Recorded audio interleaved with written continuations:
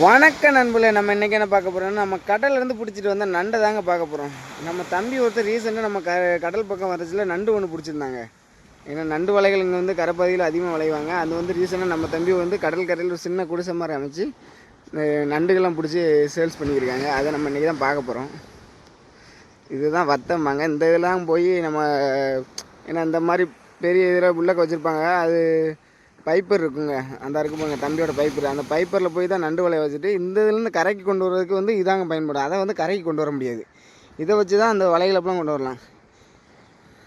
இதுதான் தம்பியோட இது பாருங்கள், எப்படி பாருங்கள். அந்த பனை மரத்தோட இதை பாருங்கள், உட்காந்துக்கிட்டு வேலை செய்கிறதுக்கு. தம்பி ரீசெண்டாக இன்றைக்கி பிடிச்ச நண்டு வலைகள் வந்து அது கரைக்கு கொண்டு வந்துட்டான். இந்த மூட்டைகள் நான் அவுக்கலை. ரீசெண்டாக அதுப்பெல்லாம் நண்டுகளப்பெல்லாம் எடுத்துக்கிருக்கான் பாருங்கள். இதில் முக்கியமான ஒரு நண்டு ஒருத்தர் இருக்கான் பாருங்கள். எவ்வளோ பெரிய நண்டு பாருங்கள். இதுதான் விலை அதிகமாங்க. இது 1 கிலோ 2700 இந்த நண்டு. இதெல்லாம் கடித்தா கையெல்லாம் துண்டாக போயிடும்.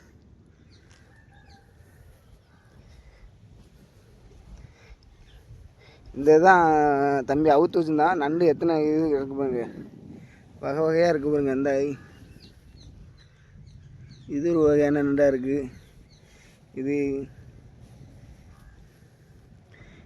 இதாங்க நான் பார்த்ததில் முதல்ல இந்த அலி நண்டும்பாங்க.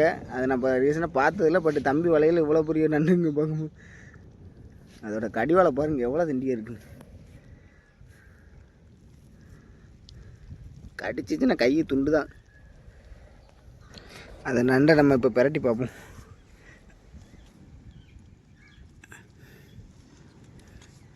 தம்பி அந்த நண்டை கொஞ்சம் தூக்கி காமிடா.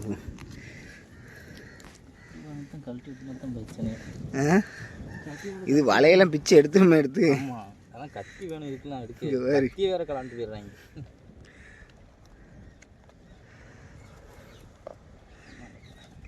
அதோட கழிவு எவ்வளோ கட்டியாக இருக்கு பாருங்க.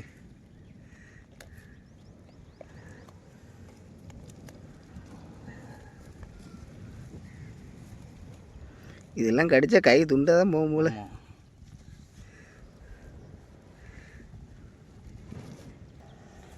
ஒரு வழியாக அந்த நண்டையும் வலையிலேருந்து கஷ்டப்பட்டு எடுத்தாச்சுங்க. அது எவ்வளோ பெரிய நண்டாக இருக்குது பாருங்கள்.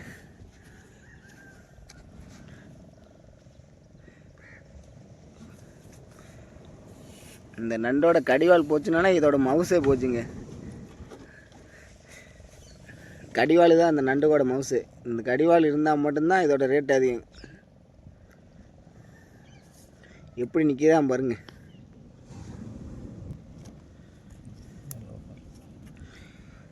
இந்த மாதிரி நண்டு கடிவாளையும் நண்டோடு சேர்த்து கட்டினாதாங்க இதோட சேஃபாக கொண்டு போக முடியும்.